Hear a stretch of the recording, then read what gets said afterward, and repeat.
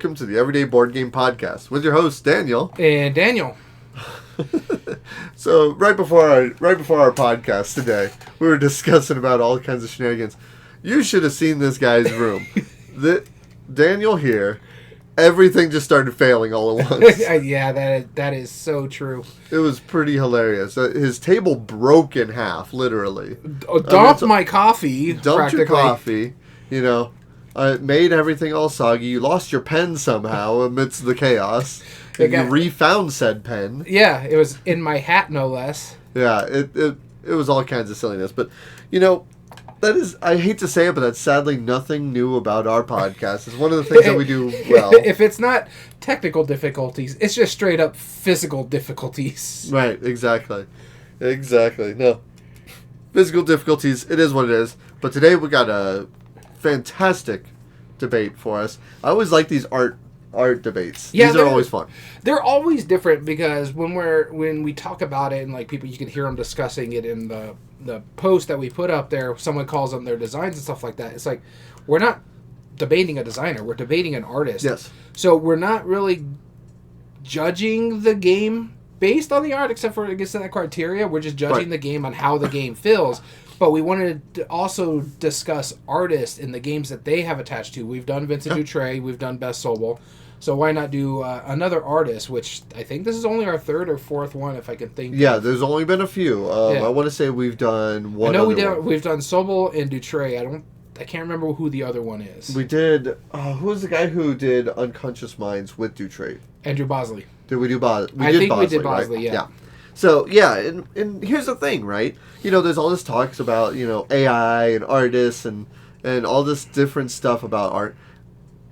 They're the reason you're picking that box off of the shelf. Let's be real. Mm-hmm. If you had a beautiful cover picture, like, I mean, you can see a bunch of beautiful covers here, you're going to find some of them distinctive. Like, especially like some of the artists that I like. I'm pretty sure Quaxu Quedlinburg over there is Dennis Lohausen made that version of it. The original from North Star, not the new C. Yeah, not the weird AI one. Which is not AI, by the way. Yeah, but let's not start rumors. But no, I mean, yeah. Jokingly, joking aside, I actually don't mind it. I don't know. I am not a fan of it. I wish they would just raise the brightness on it. That's really the thing. It just seems so dark. It's weird. It's like washed out in a way. Anyway, you know what they could have done is hired the girl who does the artwork stuff out of board game pieces and just had her do a mosaic for that cover. Cool. Yeah, Katja Houston or something like that. Yeah, something like that.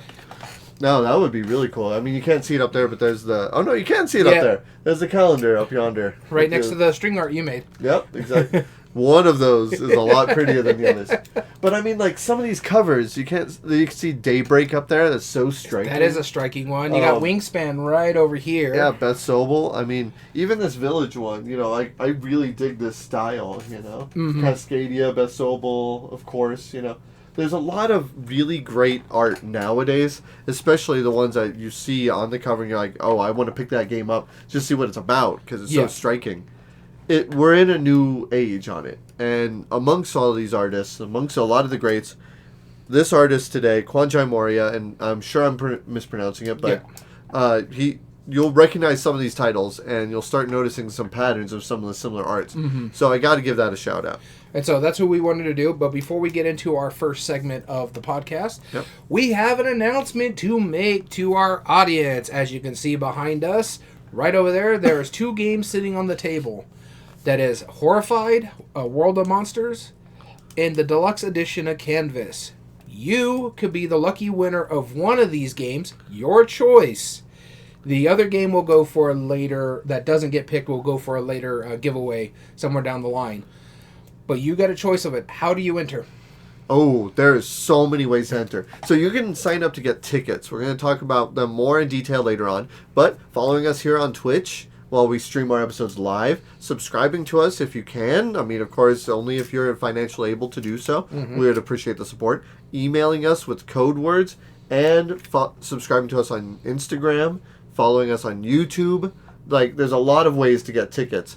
And we give out code words, which you'll hear later in today's episode, are our weekly code word. We're going to run this for 4 weeks, and at the end of that 4 weeks, we'll pick a winner. We'll announce our winner on our episode, and we'll reach out to that winner as well, and you will have your choice of one of the 2 lovely games.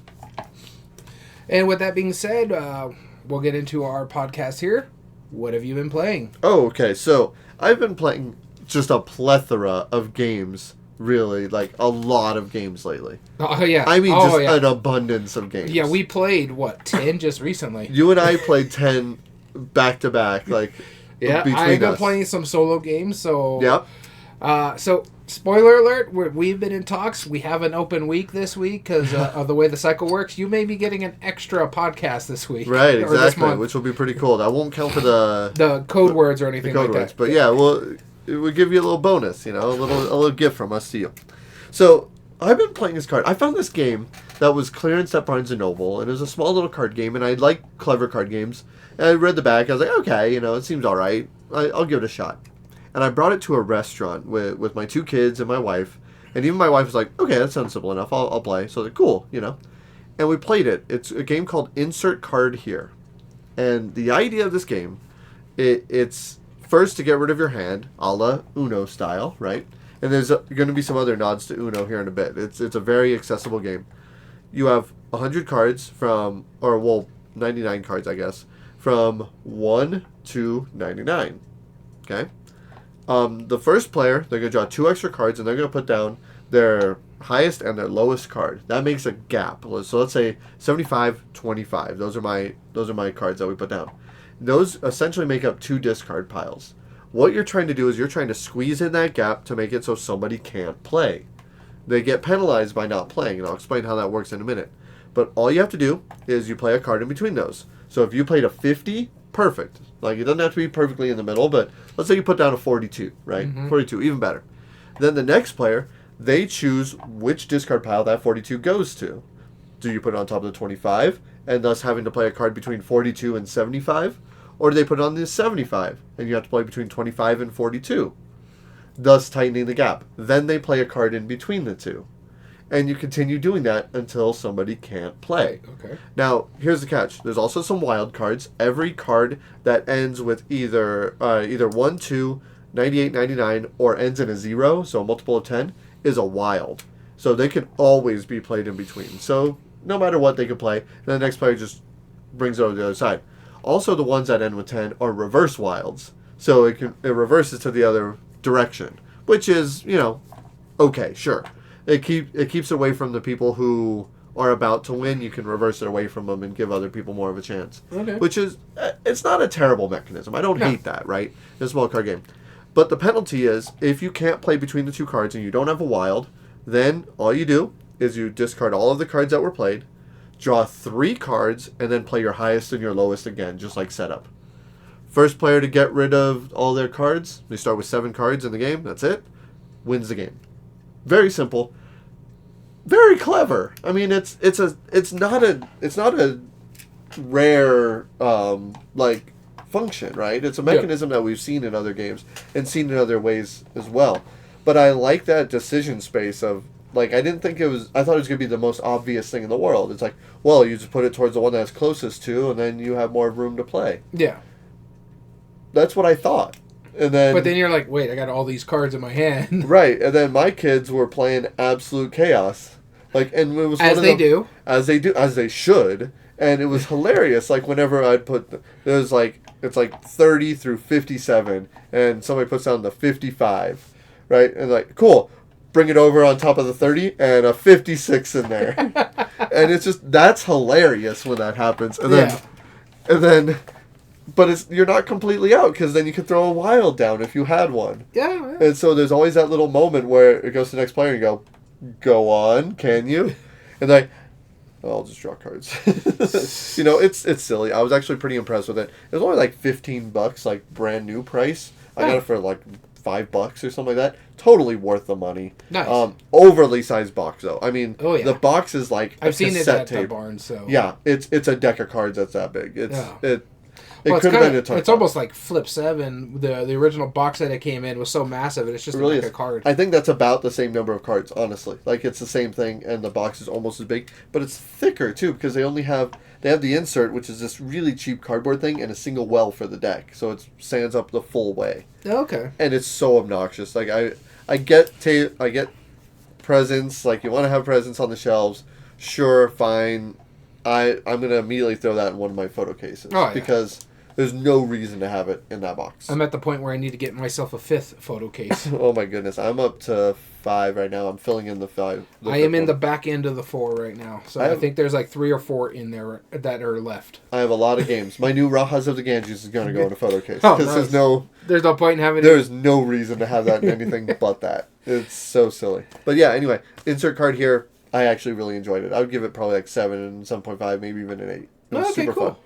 All right, so the next game, or the game I'm going to talk about, my first game, and remember we only do 2 on the top 8 debate because we got some more stuff to talk about. Oh yeah.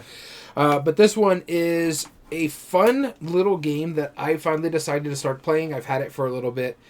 And speaking of a card game, you and me are fans with trick-taking games as long as they are not over convoluted trick-taking games. Yep. And this one is not, and I like what it's done so far. And it's a campaign-style trick-taking game. This is one of the longest names ever. The Lord of the Rings, Fellowship of the Ring trick-taking game. Yep. From Underdog Games. Or no, Office Dog Games. Sorry. Office Dogs. I always get those two mixed up. A lot of dogs. Yeah, a lot of dogs. So Office Dogs, they did it. It's a co-op trick-taking campaign game based in the Lord of the Rings world, where you're playing as certain characters. And it's basically, if you've played a crew, you kind of know how it is. But it's not as like, oh, I got to feed this trick to this person, or this one has to take the first trick. It's more along the lines that Frodo has to win the one ring in a trick. Mm-hmm. And the rest of them is like Gandalf has to win 1 or more tricks. Bilbo has to win a minimum of 3 tricks. Pippin cannot win any tricks, and this is just out of the first game of the base because that's all we played of it. But honestly, I liked how it worked. We ended up playing it twice because we lost the first time. We're like, okay, this is how we can run it back. And then we randomized the characters with what you were supposed to do. But the first time I just let people pick the people that you had to be. And it tells you these 2 people have to be in here. And then you guys can pick whatever character you want to be. And it tells you that Bilbo and Frodo have to be in this game. But it doesn't matter if it's Gandalf or Merry or whoever else is there. Yeah. And it'll specifically tell you when you're doing the campaign which characters needs to be in this game. And then you have to follow the rules to meet their tricks. And I like about it because there's 4 suits, just like in a normal card. But they have the ring suit, and the ring suit only goes up to 5, where everything else goes up to 8, I believe. And like a straightforward trick-taking game, you can play. If you play in suit or someone leads with one way, you have to play within the lead unless you don't play the lead, and that's the way you can finagle. It's like, oh, he did that. He might not have that suit. You can't play rings either until someone plays rings. Yep, makes and sense. Whoever has the one ring card can play the one ring and choose to win it outright, because that's usually going to be Frodo who has the one ring because he's the ring bearer. But yeah, it's really neat how it works. The art production is through the roof. I wish that was Kwanchai Moriya Art because he would be getting a lot of credit. But no, whoever the artist was, I haven't looked it up. It's fantastic. Oh my god, I love the fact that it makes it like look stained glass. Stained glass, right? yeah. I love how it makes that look. It's got table presence. In all honesty, I agree. I don't have it with me. I left it at the other place because we're playing it as campaign style. I was about to look at it. Yeah, so, but it is really neat how we're playing it, or how it works. I think it only plays like 4 or 5 times, something like that. It's a small campaign. It's not overly large. But I like how it was like, okay, you're done with this. Now you can open this, and it adds more stuff to the thing. And you keep going forward. It adds more characters and stuff like that, from my understanding. Mind you, we didn't open anything else because we're just going to play the first scenario again and then move into the next scenario. Makes sense. But fantastic game. Really good artwork. Easily one of my favorite trick-taking games so far, just because how simple and clean it is. It's right up there with like The Crew if you're familiar with campaign games. Now, I haven't played Mission Deep Sea. I heard that fixes a lot of the things with The Crew. So, but if you like The Crew, I think you'll get a kick out of this. If you like just straightforward trick-taking, you'll like this as well. And the theme on it is awesome. The artwork is awesome. So, Lord of the Rings, Fellowship of the Ring, trick-taking game. All right, keeping in theme with my clever card games, I showed this one to you after having played it. I've played it also again with a good friend of ours. This is a 2-player clever card game by Rudiger Dorn, and I had to talk about this because the same reason that was the only game that we played out of 10 games that was a repeat. That was the only one that was not on my shelf of shame already. But I played it online, and I was like, okay, Now I you wanna like play the this. I physical. want to play the physical copy now. And it's awesome. It's called Dragonheart. It's from Fantasy Flight Games. 2010. I found out there's a reprint of it. Oh, is there? Yeah, I forget what it's called. It's like Nonez or something like that, but it's like underwater sea, like mermaids and stuff like that. Oh, okay. Yeah. I'll show it to you. I was like, okay, I so much so I enjoyed it. I need to pick up a copy for myself. It was cool, right? I mean, like, our mutual friend, he described it as like kind of like rock paper scissors with more steps. And while he's not wrong, I feel like that does it a disservice. So Dragonheart, the idea of this game is really simple. You have 9 different types of cards that are all in this fantasy setting, and essentially you're trying to get the petrified dragon. On your turn, you play 1 or more cards of the same type to its appropriate discard pile. Opali is what it's called, the reprint. Oh, yeah, I did see that. Oh, man, that looks cool. From what company? Runes Editions. Runes Editions. Okay. I mean, absolutely. 2019. That looks awesome. Like, if I could find a copy of this, I'd pick it up. But go ahead and describe it. Yeah. But yeah. So 2-player only game. You play out cards from your hand into a collective board and onto the piles. So let's say I play down a dragon. Well, what they do is the dragon would steal something from like the treasure chest in the middle. Playing a treasure chest doesn't actually get you anything, which leads to the question: why would you play it? Well, if you have a dragon also in your hand, you could play down the treasure chest, hoping that the other player doesn't have the dragon in order to do it. But even then, even if they do happen to have the dragon, if you had like 3 of the rangers, you could take out the dragon, and they tend to be worth more points. Anytime you play a card in a way Or cards that take out other cards, you score those cards, regardless of whose deck it came from. It's deceptively simple. A lot of the cards work in similar ways. Like, for example, both the Rangers and the Warriors, like they need either 2 or 3 of them to score one of the bigger ones, like the Sorceress or the Dragon.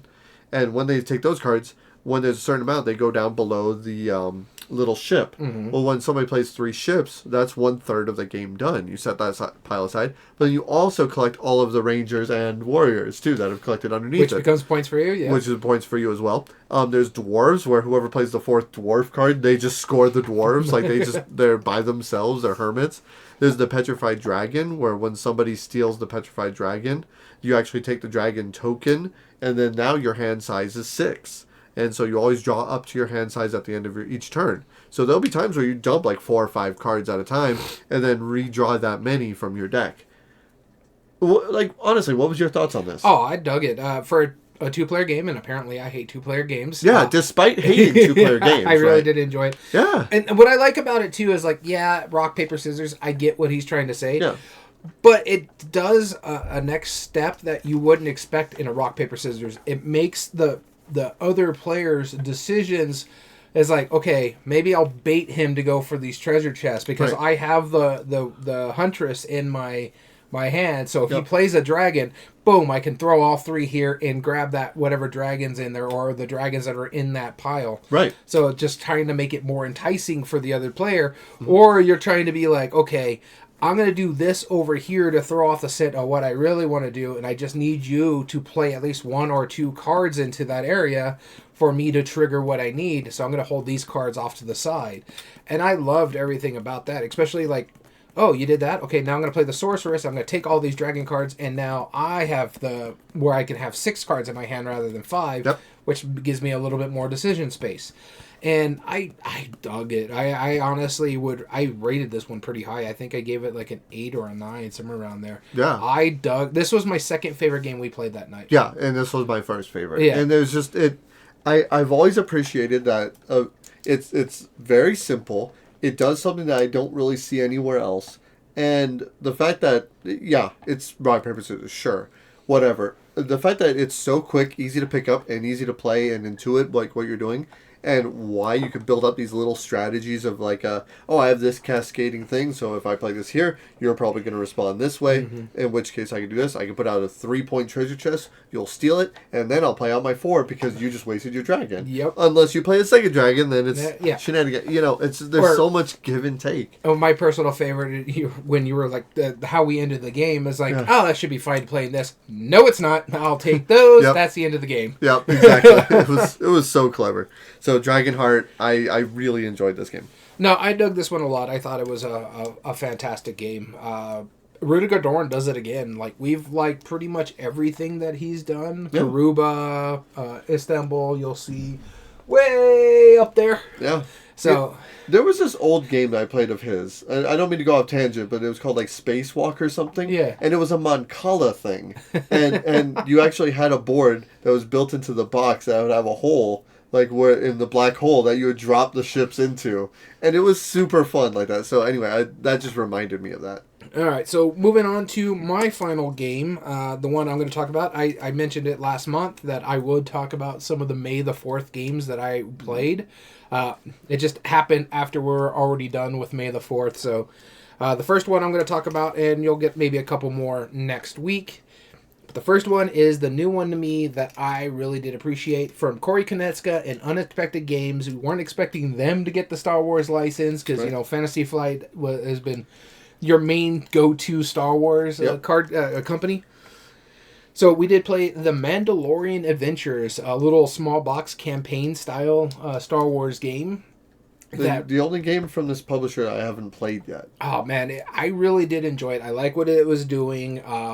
I like how it seeds differently on the board, so you could just change it out. But you're also following the story, and it hints, like just in the base story, that certain things are going to happen that you may not all be working together, and it fits to the theme of the TV show as well. It's like sometimes I'm working with somebody and they're not going to be the person I'm truly working for. I may be a spy. I may be a hidden traitor. It kind of hints at it in the thing, but we've only played the first scenario, which is basically the first episode of The Mandalorian.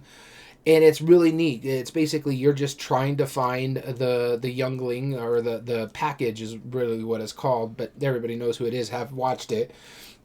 And so that's all you're trying to do, and you're working as a group. And it's saying, like, these are the 2 characters you should be playing as, but when you're playing a 4-player game, play it at free-for-all and choose your characters. But we had the Mandalorian, we had the 2 characters that were recommended, and we just played with 2 other characters just to see how they worked.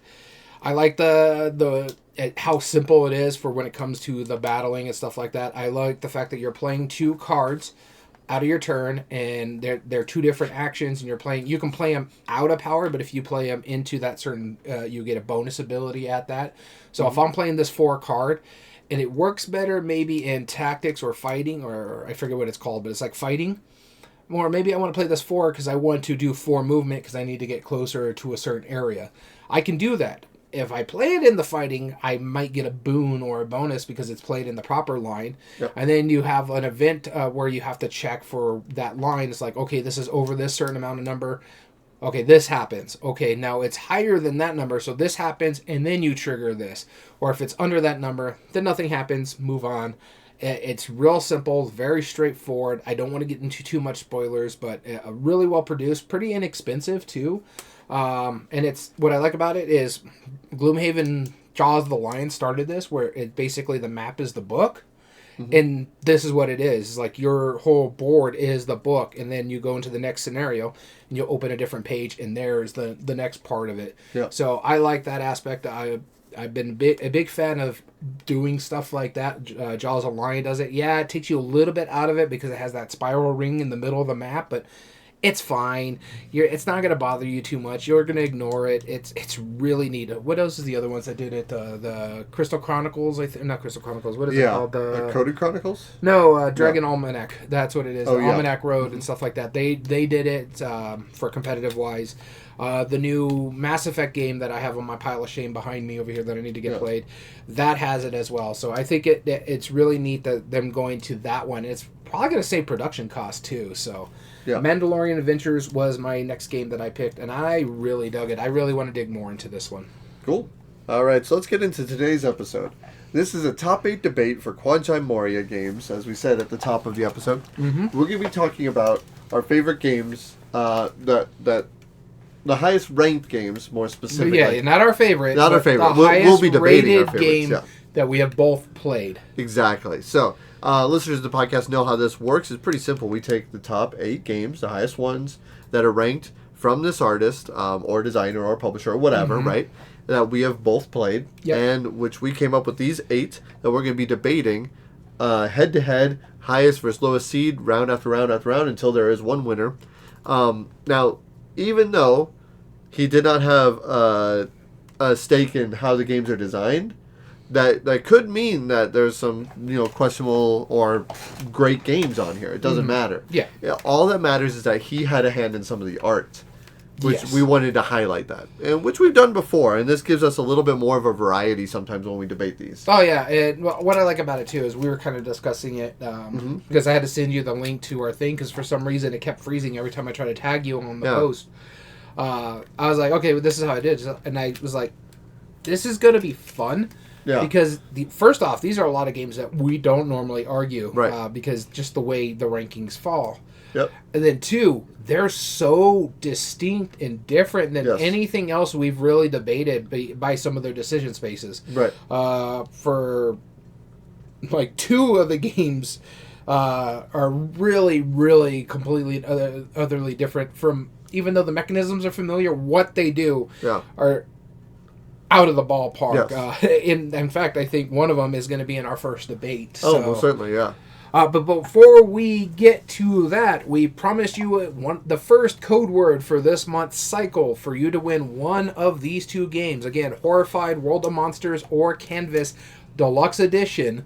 You can win one of these 2, and then the other one will go up to another giveaway later on. That's pretty sweet.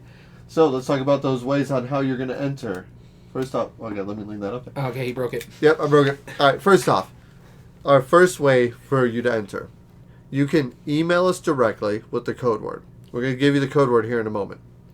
The second way is if you follow us on Instagram, instagram.com/everydayboardgames. As long as you follow us there, it's free, easy to do, you will automatically get 1 ticket. Second way, if you subscribe to us on YouTube, help us out.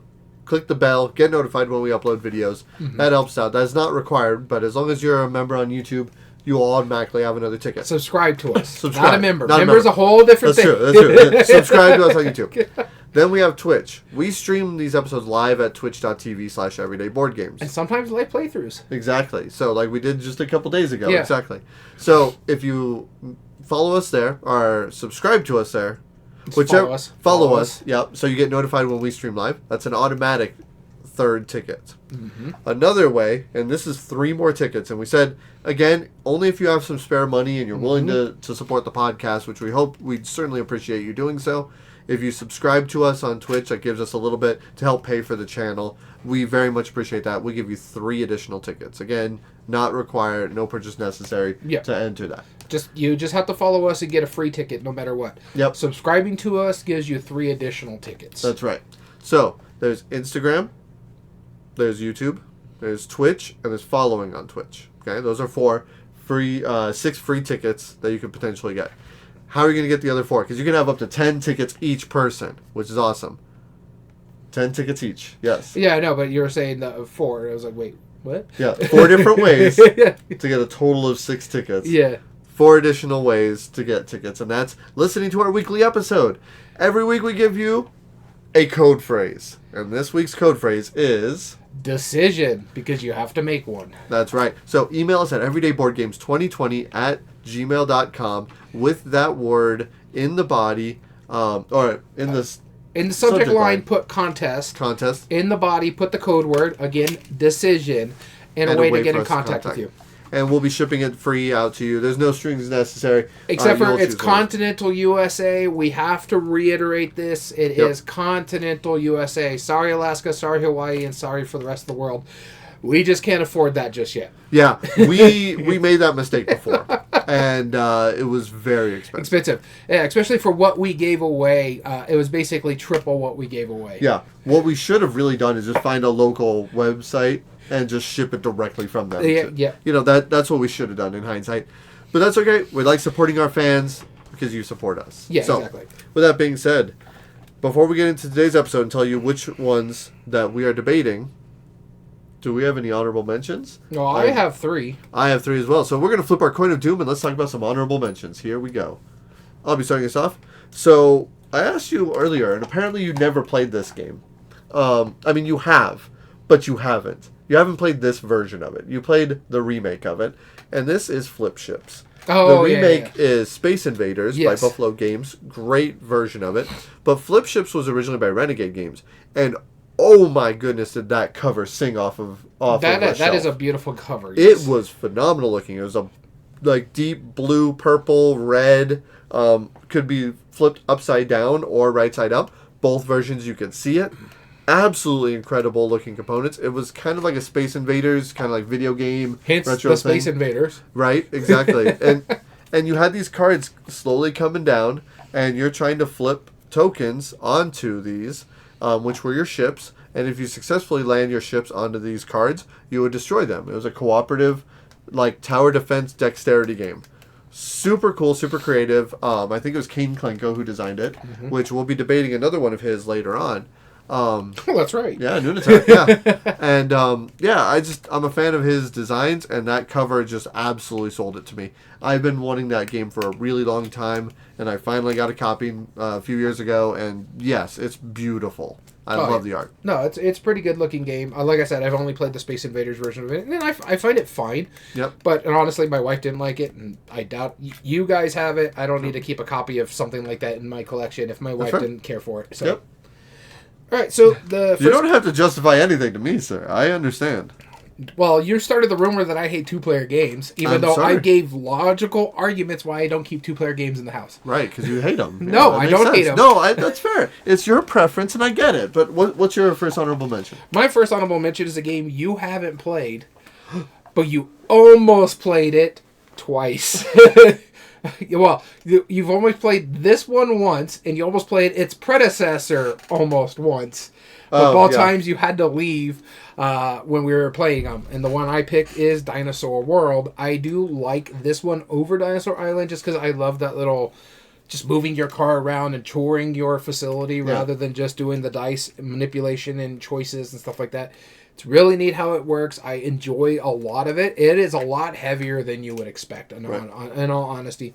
But it's got some of the best art. This Dinosaur Island and Dinosaur World really is what put Pandasaurus on the map for me, mainly Dinosaur Island. Yeah.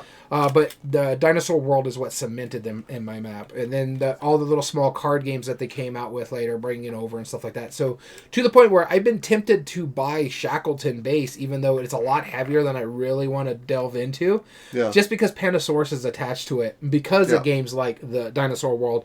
With that Kwanchai Moriya art, I don't know if Shackleton Base has that, but this is by far, that cover is very striking. When you see it, you're just like, wow. And you're like, I need to go check that game out. Plus, who doesn't like a Jurassic Park theme style game? So, I mean, Tiny Epic Dinosaurs is along that theme line too. So, it's right there. So for me, it was Dinosaur World. It was my first honorable mention. Cool. All right. My next honorable mention is a game that you and I have both played, because I showed it to you not too long ago.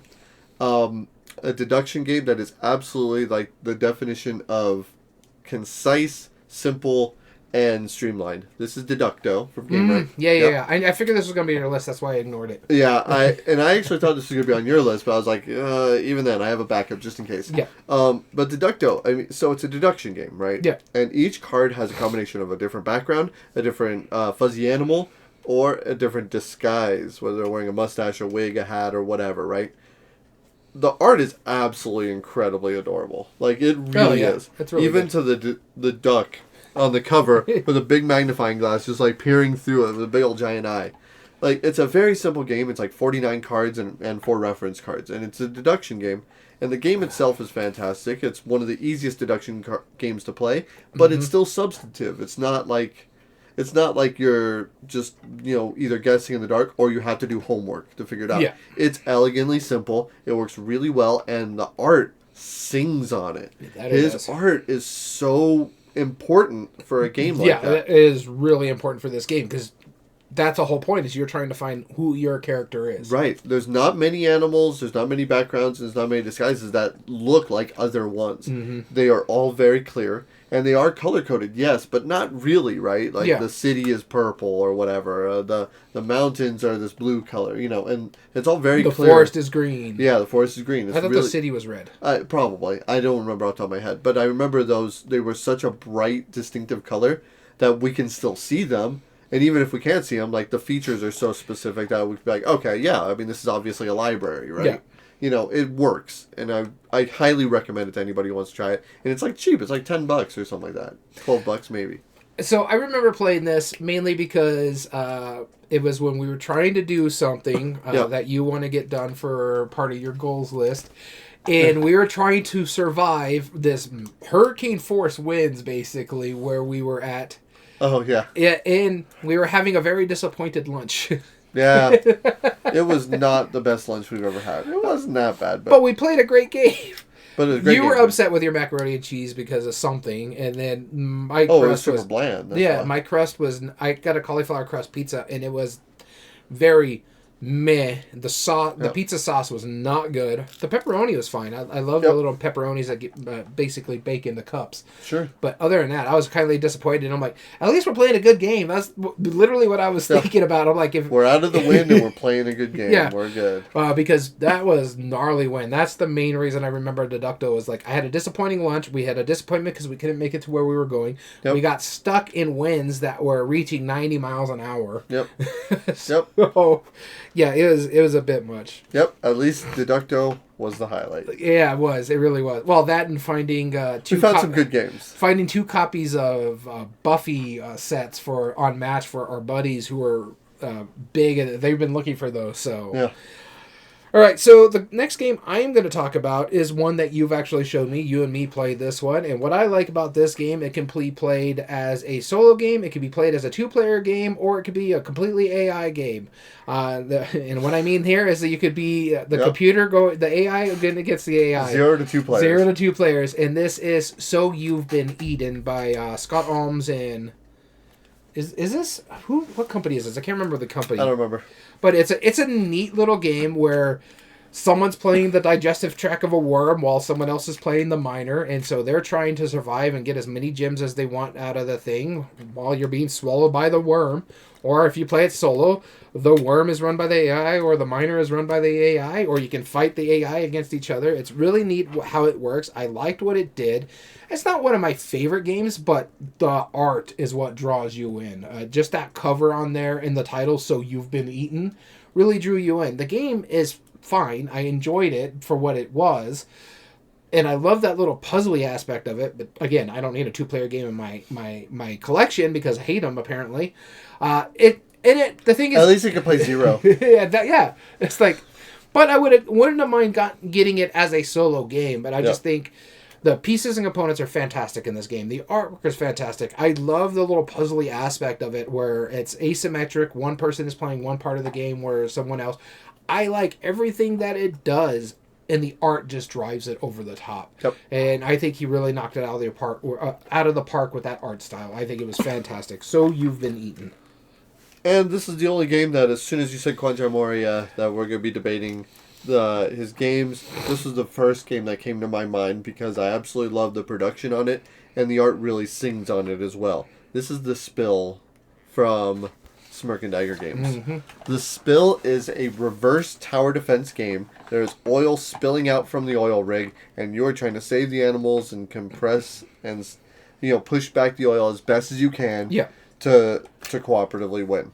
One of the neatest parts about the game is that there's this dice tower that sits right in the middle, and you dump dice into it, like beautiful pearlescent black dice, spill out into the quadrants of the board, and that's how you seed them. But because of that visual, they're supposed to represent the oil spilling out. And there's a big oil blot that looks like it's coming from the center of the board. Mm-hmm. And they added one extra thing to it. The board itself is matte, but the oil itself is gloss. And so the oil slicks looks shiny and gross, and just like it's so visually strong. And the cover is striking. Oh yeah, that's a good cover. A lot of people ask me about that cover whenever they see it on the shelves. They're like, "What is this thing?" Like, oh yeah, let me tell you, the rest of the art is fine. There's not a huge amount of art, but the art that it does, like there is characters for each of the designs. Like you'll notice in some of these, like there's a lot of functional art. There's also some really strong character designs. He's a talented artist, and The Spill is a perfect example of that. No, I don't disagree. I like everything about this game, Yep. except for I haven't played it yet. But the art is what draws me in. Yep. The board, I've only seen bits and pieces of it at the Gamma Expo when he was talking to us. When I say he, I mean Kurt Covert. He was talking to us. There was a big one that he was trying to showcase at the Spiel, as well as I think that was the year that Boop was coming out. Not Boop, but Boop. Ooh. Yeah. But yeah, no, I don't disagree. It looks really good. I do want to get it off my shelf of shame, but I just haven't got it played yet. Yep.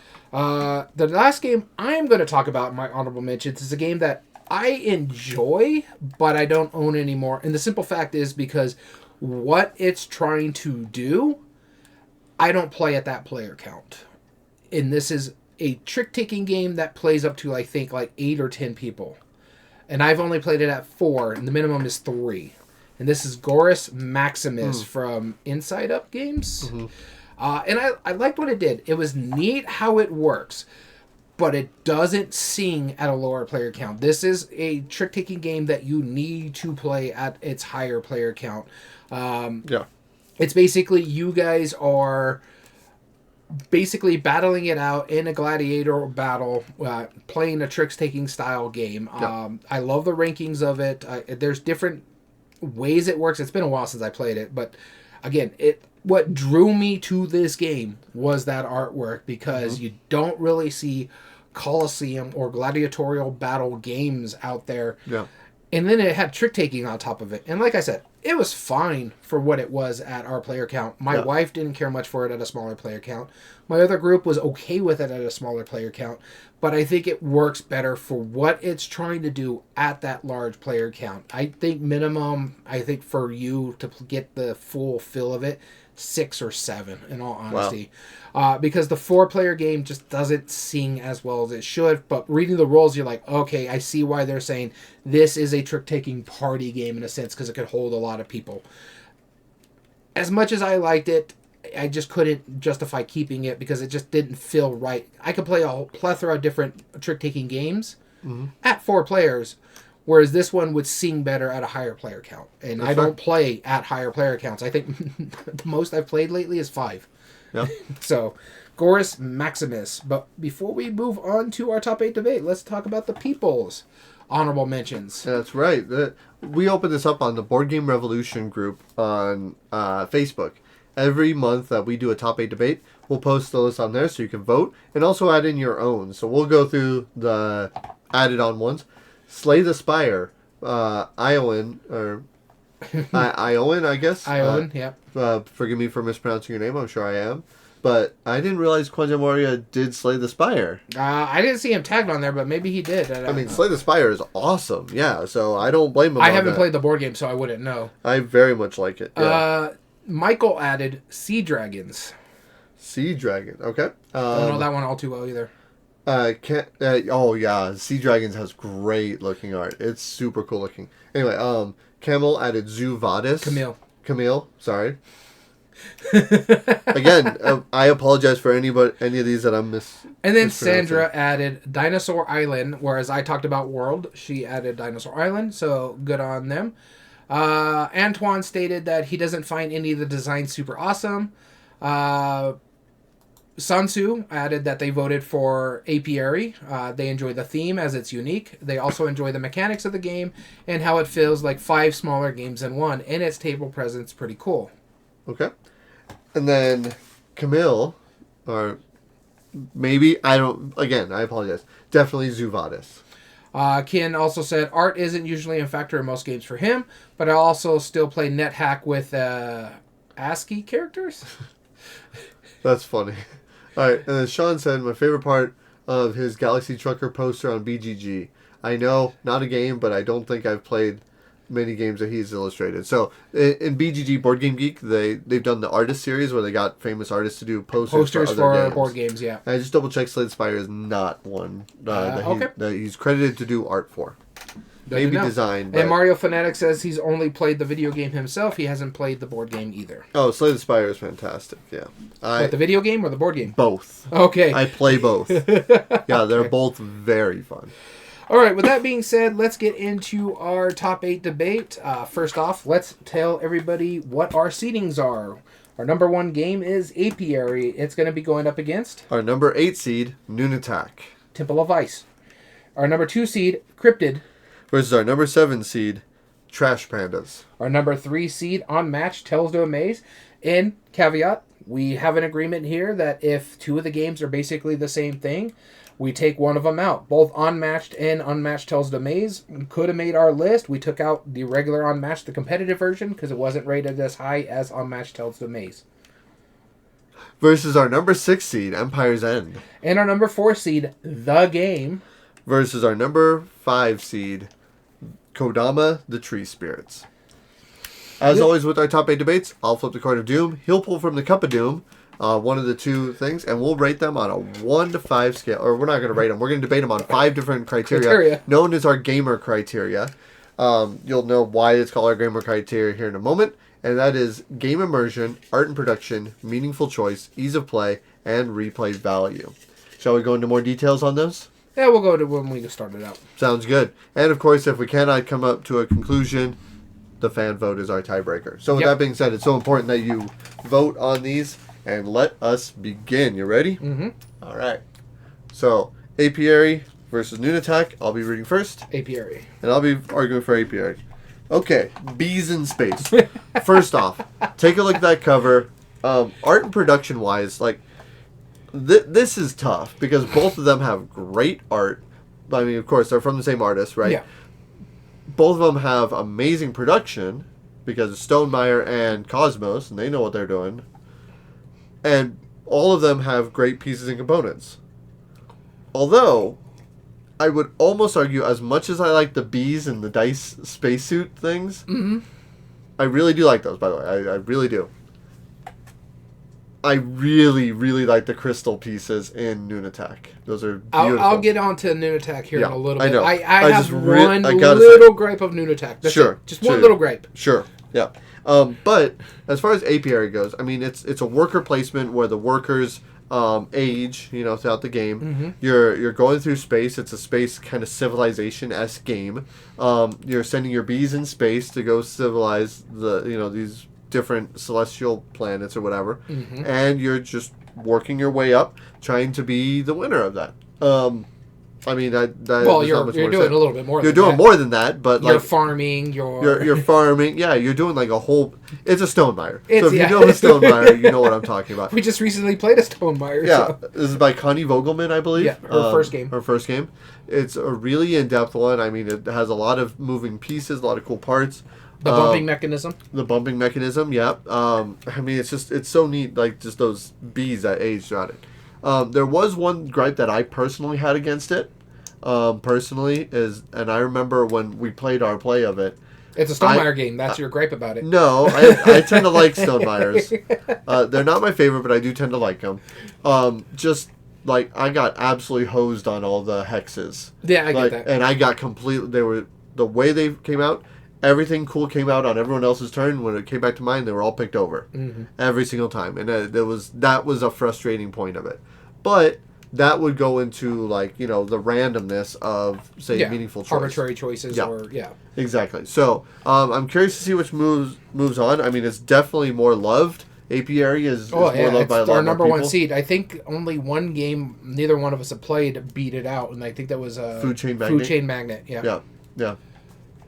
So, Noon Attack is, when you're talking about board games and you talk about table presence, when you start seeing that pyramid getting built, that is a table presence right there. So, my big gripe, I mentioned it at the thing, my biggest gripe with Noon Attack is it's hard to see certain things when you're building. And the graphic design is not overly great because of my colorblindness, because of the way some of those towers are. Like, is that mine or is that yours? I can't tell because they're so close. Or when you're trying to be like, does this work what we're trying to do? That there was parts of it where I'm like trying to see like if I can build in that corner there, and does it work what I'm trying to do to put that new piece on top of it. So there's little nuances that were bothersome, but it wasn't enough to really take me out of the enjoyment I made of this game.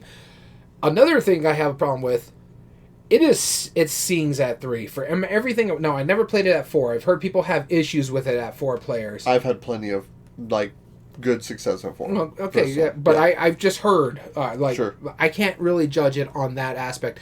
I loved it at 3. I thought it was pretty straightforward. It was quite simple. It's like, do I fight for the corners to get those points there, or should I just go over here and build these up and get those resources? And should I fight over those cards over there, or should I fight over those cards over there?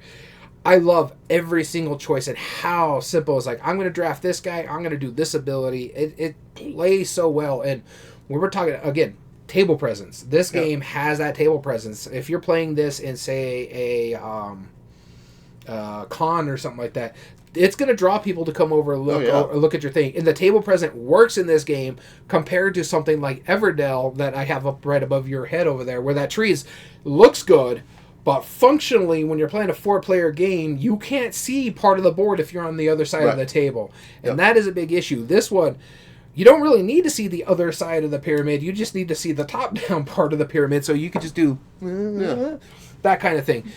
I love everything about it. When it comes to the game immersion, both of these games are fantastic. When we're talking game immersion, is the game fun to lose? I have no problem losing either one of these games. I like everything about it. Maybe Noon Attack a little bit more because you're still going... That toy factor is what we're talking about here.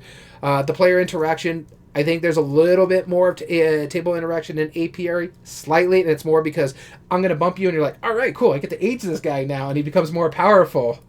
And so you're actually fighting with each other or over spots. In the memorable moments, both of them have pretty decent memorable moments. Art production are both really good. This is going to be a tough one for me because, like I said, the graphic design is the only thing I knock Noon Attack for. Really the only thing. Apiary doesn't have that issues too much. It does, with the yellow tiles, like of different shades, weren't great. I had no problem with it. I did. Yeah. Mine was more... Is that my player piece or is that Dom's player? Because I was playing like the orange color because there was no yellow, and Dom was playing the reddish color, and I couldn't figure out if that was his temple piece or my temple piece. That was my issue. And then the other one is like blue and white. And from a distance and the way the lighting is, I couldn't tell if the blue pieces or the white pieces, whose those were if we were playing with that. Other than that, it's fine. Are you talking Apiary? No, I'm talking about Noon Attack. There's only orange, and then it's red. There's no red in it. It's white, blue, or clear. I don't know. There's one other. One of them was confusing me with my orange. Right. No, what was happening is because they're slightly translucent, right? That's the issue. The tiles are partially blue, so it'd make the clear ones look blue. That's what it was. Yeah, that was another one. Yeah, that's what it was. But I remember my orange ones were confusing the crap out of me, too. Because just the way because I have a top-down light. And way it lights up when I'm like, okay, is that my piece or is that Dom's piece? I know that's your piece, but is that Dom's piece? And that's your piece? I was so confused with some of those things. That with the point where we were using Dom to tell us what certain things were at that table. And that could be an issue. Sure. It's mainly just because it's mostly, the pieces are mostly the translucent, tiles. And that's a flaw. Especially if people who are worse colorblind than what we are. Meaningful choice. Impacting of other players, I think this is apiary because just the way different things are working too. And it's like, do I retire this bee and make him, go to sleep? This way I could take that spot over there. Or do I hold on to it just slightly longer? There's a lot more strategy in that game. Yeah. Noon Attack, way easier. Noon Attack for me is without a doubt. Without a doubt, it's the easiest one out of here. And the replay value... Noon Attack plays faster. Mm-hmm. Apiary has more expansions. It has one expansion, and there's already talks of a second expansion coming out. Yep. Minimum number of plays for the full experience. I think, for me personally, I think that's Apiary. Sure. Just because of the asymmetries, like everybody's going to have a different start based on what they draw, the first starting tile and stuff like that. And there's almost no variation. In Noon Attack. I'll give you that. So, I don't know how we're going to score this. So, yeah, before we break it down, I wanted to be clear. I think Noontech should move on, but I'm not going to push it that hard because I know everyone would hate me for... Well, I think A.P.R. should move on, but... Right, no, and just because, like, I do think Noontech's art and production is better, personally, on a one-to-one scale. Like, yeah, you're... Sure, there are some pieces that are really nice in apiary, but you're also paying way more, like 20% more for that game alone, just because of that. Like, B workers, but the fact that they roll, like, it's a cool idea, but it's like that seems weird. It's like, oh, is my B dead because it's upside down? You know, like it's not like it's a cool piece, but is it really like great, right? Versus the monolithic But pyramid. for me, I can give away that kind of piece other than the way New Attack... Like, I struggled with the colors of that game because of the way the lighting is. So for me, I knock it on graphic design.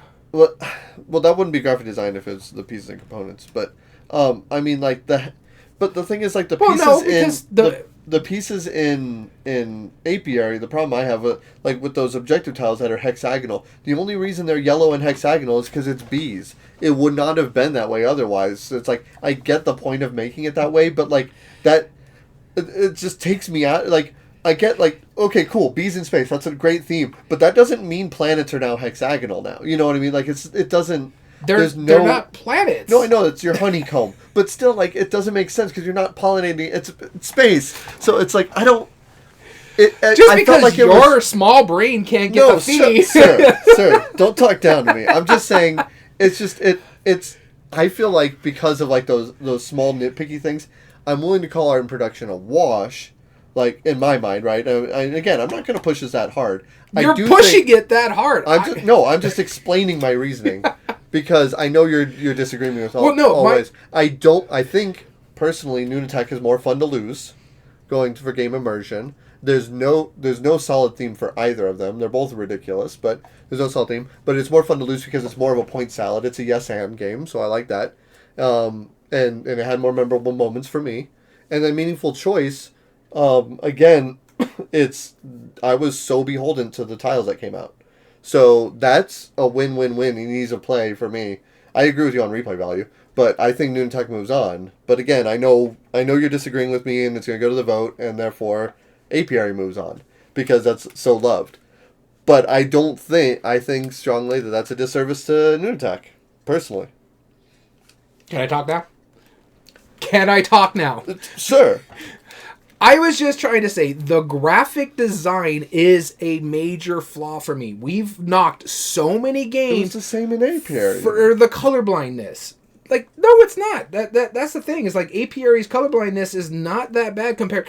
When I can't tell my own player piece from another player piece, that is an issue. Like, when I'm playing apiary, you know what your player piece is. I know what my player piece is. When I can't tell what part of the pyramid is mine, that is an issue. That is my big flaw there. Is that both games are fun to lose for me. I like both of what they do.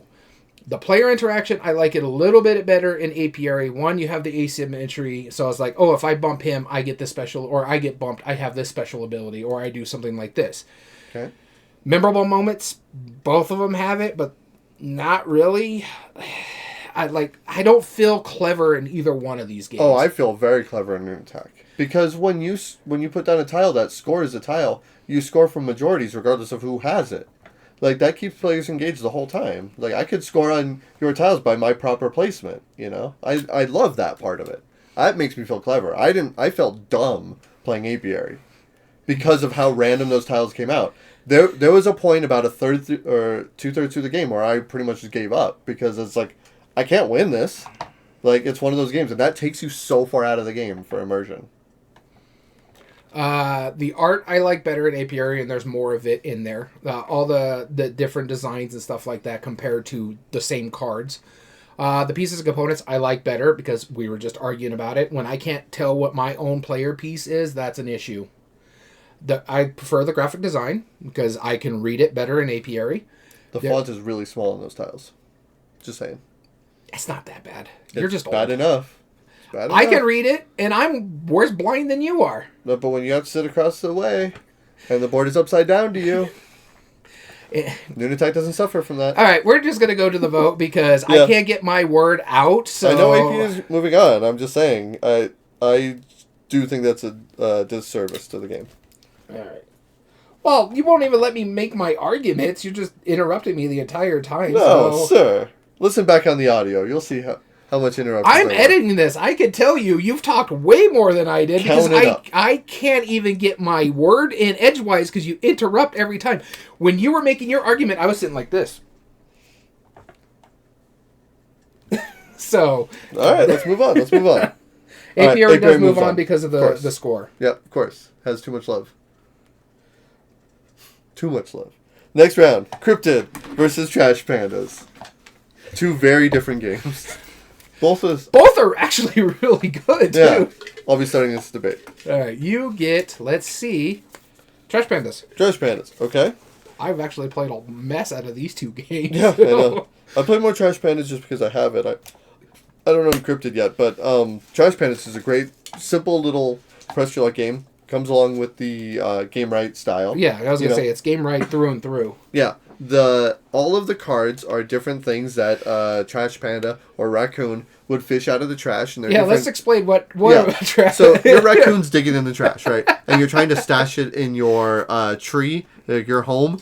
And so you're getting stuff like ooh shiny or pie, where it's like a slice of pizza that has like crusts and like dice and paper clips spilled on it. Now, when we talk about graphic design, this is just fun. It's just silly. The cover, the Trash Panda on the cover is really great. The symbology is really solid. It makes very perfect easily sense. readable. Yep, very easily readable. It makes perfect sense how all the cards work. On your turn, basically, you're just trying to draw cards in your hand and then stash them away for points. Whoever has the majority of each type for points wins at the end of the game, or wins the points for that type. There's like Nanners. There's Doggo and Kitty, yeah. which are both hilarious because they're just demented versions of these animals. Well, because that's what the Trash Pandas are thinking of. That's what they think they are, right? Exactly. And so there's so much fun flavor to it. I really enjoy it. As far as the game goes, it's a press your luck and based off of dice. So the way it works is that you have the 6 tokens, one for each dice face, and each one of those has a different action. You roll the die and you take the token. Then you can choose to keep rolling. If you roll the same face again, then or a different face, then you take the token. And as long as you don't re-roll one of the tokens you've already taken, you're fine. But there are cards that you can draw. You start with a hand of cards, and by rolling, you can play like Blammo, I think is what it is. It's like a soda, an energy drink thing. Yeah. Yeah, you can play that to re-roll your die, or you can play a Nanners, which are worth a lot of points, but it lets you just ignore the last roll you did and then stop your turn. Otherwise, you'd bust and you'd still draw a card. So it's not total loss, you still draw a card, but it kind of encourages you to press your luck a little bit more. Yeah. I normally stop around 3, sometimes 4 tokens, depending on what I'm aiming for. A clever little symbol mechanism. I like it a lot. It plays a lot. Great components for what it is. Wooden tokens, custom die. And enough cards to play, I think, up to 5 or 6 players. Pretty cool. And see, this one I'm torn between two places because I love both of these games. And what I like that Trash Pandas does, I don't really feel clever when I'm playing that game. Sure. Cryptid, I really feel clever because then I'm like, wait, if that's true and that's true, then this is where it's got to be and stuff like that. Yeah. So it is a deduction game through and through. My only issue with Cryptid, it doesn't have a lot of his art in it. That cover is surprisingly striking. The cover is great. The rest is pretty bland. It really is. Yeah. So when we're talking about the art, it's so much better in Trash Pandas. But even you said, and I found this funny, is like you're like this should not work at 3 players as well as it does, and it does work at all the player counts. And what else I like about it too? Now, there's not a lot of expansions. I don't think there's expansions for Trash Pandas. But there is an advanced variant in Cryptid, which gives you even a little bit more difficulty to play the game. Because normally in Cryptid, you know certain aspects at the beginning of the game. I know he's got to be somewhere between 2 spaces of a white building, or he's got to be within a certain area in a forest or something like that. So many spaces away from a forest. And so somebody basically just asked me a question. is the cryptid in this area? And I tell them no, and I ask a question, and they have to give the same information. He's not here, that kind of thing. Or I could say, is the cryptid here? And put a marker on there, and then I go around the table, and somebody has to tell me no by putting information out there. And then I have to give, again, information back saying the cryptid cannot be in this spot. And I like that because if I go around that table and saying, I think the cryptid is here, and then everybody around the table has to give me a yes or no answer, it's like, yeah, he could be there. And yeah, he could be there, basically by putting pieces on the board. And if it comes all the way back to me, that means I found the one spot on that game board that the cryptid is in. Yep. I think that is super clever how this works. In the fact that it works well at 3 players, up to, I think it plays up to 5 or 6, something like that. Yep.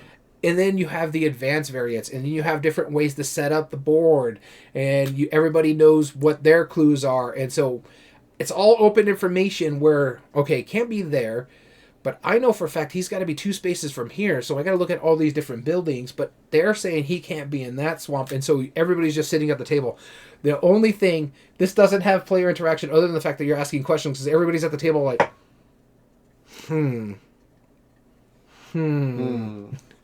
So when it comes to game immersion, I think both are fantastic games to fun to lose. Both have good, memorable moments. I think just a little bit more in Trash Pandas because, that push your luck aspect and you're egging the other person on and stuff like that. So you have that player interaction. But in Cryptid, the player interaction is part of the game because you're asking the yes and no questions. The art is so much better in Trash Pandas. Pieces of component quality is really good in both the games. The graphic design, it's just, this one is another one where I'm in 2 places because I love both of these games. Yeah. I love both of what they do. Meaningful choice, I think, is not Trash Pandas, is Cryptid. I was going to say, no. I mean, I know you're arguing for the other one, but I would strongly disagree on that. So for me, the 2 that I think straight up goes to Cryptid is Meaningful Choice and Replay Value. Ease of Play is straight up Trash Pandas. I think sorry, go on. No, but I think Ease of Play is straight up Trash Pandas. Mm-hmm. Those are the 3 that are set in stone for me. The other 2, I'm in 2 minds of. I think art production is Trash Pandas as well, just because the art in it is just so fantastic. Oh yeah, the art is so great. It really brings out the theme. Both have good pieces and components, but right, game immersion, fun to lose. They're both fine, but I think the intriguing aspect of the deduction goes to Cryptid. Okay. For fun to lose. Play interaction, same thing. Yeah. It is because one has it integrated in the game, the other one is more of the egging on aspect. Yeah. And then memorable moments, again, like it really shouldn't work with such limited information. I mean, like ours were like different. It's like mine was like adjacent to a green spot, and yours was like 4 spots away from this location. Yeah. It's like, how do we get 1 space from like 2 pieces of information?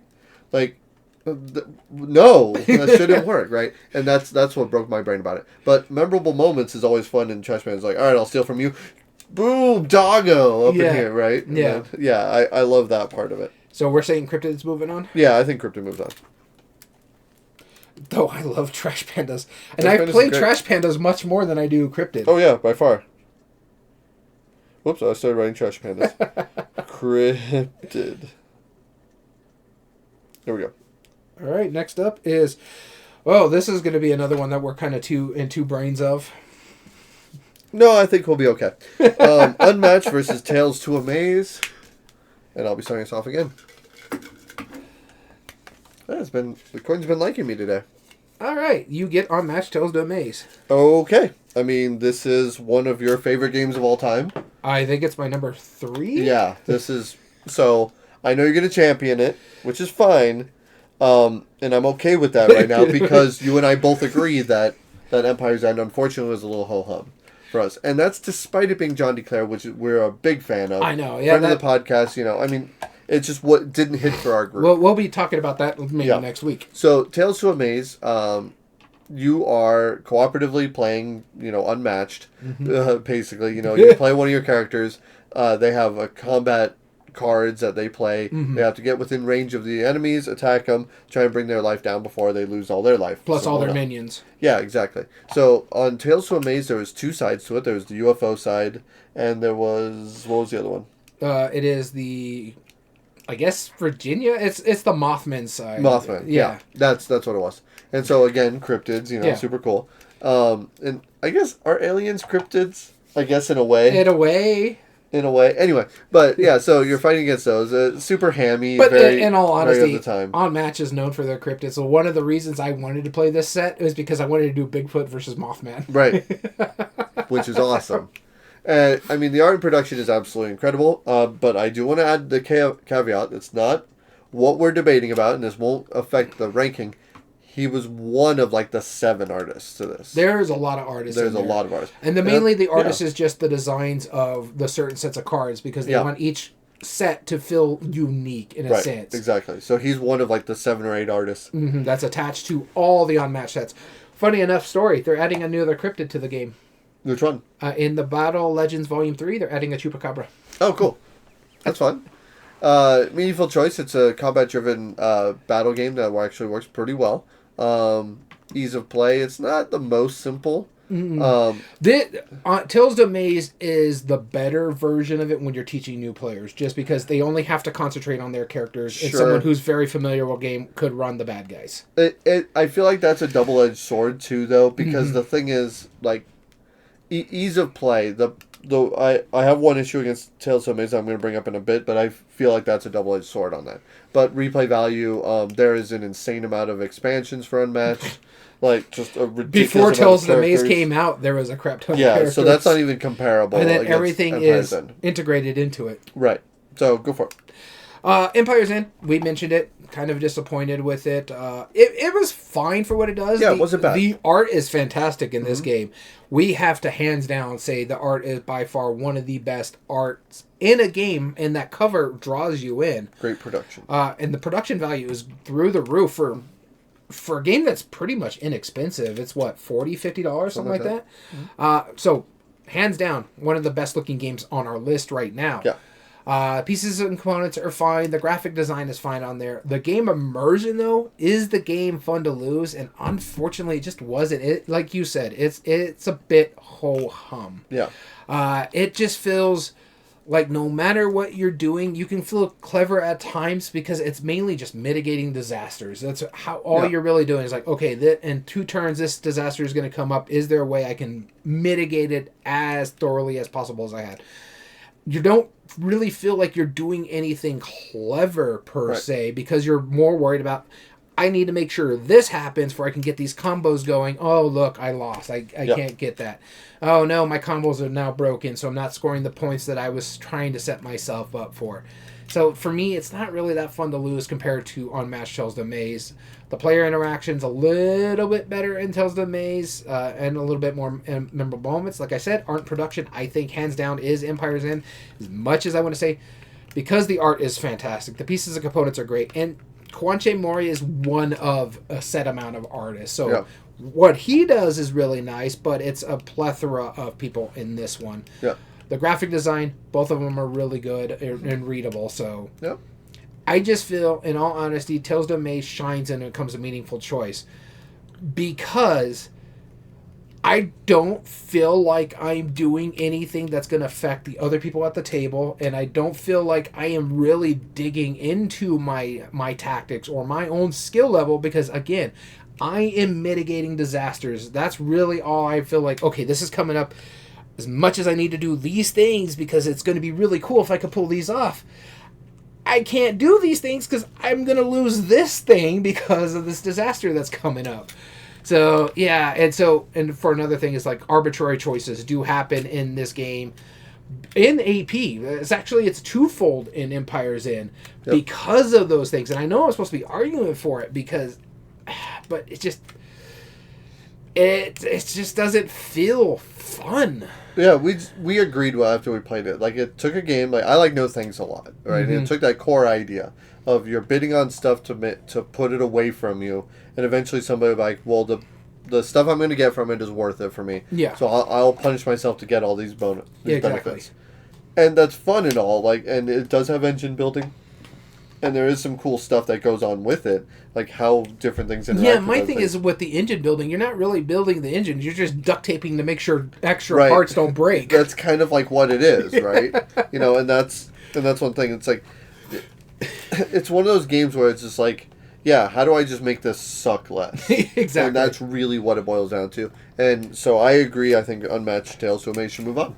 Yeah, as much as I wanted to like this game, it just that one hurt. Yeah. Ooh, Unmatched moves on to face Cryptid. All right, and on to our number 4. This is going to be the G.A.M.E.R versus Kodama, the Tree Spirits. Luminous. Reverse engine building, engine breaking. Someone make the game. That's right, and you'll be starting us off this time. Hey, Luminous. How's it going? Welcome to the chat. I don't know if you just tuned in, but we are running a contest. We'll repeat it more at the end of today's episode. All right, so I'm starting this one off. Mm-hmm. And I get Kodama, the Tree Spirit. The good thing I saw that thing, because this is the one game that I did not remember on this list, because it's been so long since we played it. This was the first time I saw his art. Yeah, exactly. And I was like, this is incredible art. Yeah, exactly. Yep. Kodama, the Tree Spirits. One of these two games sitting back here, Canvas Deluxe Edition or Horrified World World of Monsters. I can never remember that name. Unless you're asking us about Tabe Debate, and that's Kwanchai Moriya games. All right, so the game versus Kodama the Tree Spirits, and I get to argue Kodama the Tree Spirits. Mm-hmm. Hands down, this is the best artwork between these two. Yeah. This really dug me into... I like Kodama the Tree Spirits, the game, even though I don't remember it, but I remember it even after so many years from playing it because of the art. Yep. To the point where I want to get the expansion to Living Forest that is based on the Kodama creatures. Yep. That's how much I really do enjoy the artwork from this game. Now, the game in itself is fine. It's basically open drafting. Yep. You're building your tree, and I can't remember how high the trees can go, but you can never... Well, I think there's a limit. It can't have that many on one limb. I just can't remember what Something it was. I think it's like 7 or 10. But I know you can't go under the tree to a certain extent. You can go low, but the way it says to do it is put it at the edge of the table, and you cannot go lower than the edge of the table in a sense. And but explain how you lay out the cards. Yeah, well, I was getting there, yeah. Brings out the art. So when you're drafting the cards, you're building off a tree that you start with. And you can place it on one of the limbs and making that limb go further, and then you're trying to score the little things on there, and it could be clouds, it could be stars, it could be... fireflies, it could be worms, but they have to show up on the other card that you played before it. So if I play this one card off the tree and it's an inchworm, because that's what I started with, then I can score the inchworm on that branch plus the inchworm on the tree, which, say it's 1, it gives me a total of 2 points. But as you're building your branches, you can only ever play off one card. It can never cover another card. It can never cover a feature on a card. So you have to be like, okay, how am I going to get this to fit on my tree perfectly? All right, well, I can't do it on this branch, even though it's going to score me a lot of points. But I could do it on this branch over here because it's not covering anything, and I can still get 2 points out of it. And I like that aspect of it. And you're just growing your tree, you're open drafting, and it is beautiful. It's a little smart gameplay. I like everything about what this game does, especially when it's playing up against the game, which is a fantastic game, don't get me wrong. But when it comes to that showcase or that table presence, this is when we're talking about the games that give you those table presence. I honestly don't know which game is easier to play. Maybe the game, because it's just ascending and descending numbers. Yep. But this is such a simple game. It's basically you're drafting a tree and you're trying to put it in your tree to build that tree properly. And then you count up the points based on the stuff there. The game immersion is the game, or not the game, is Kodama fun to lose. And yes, it is.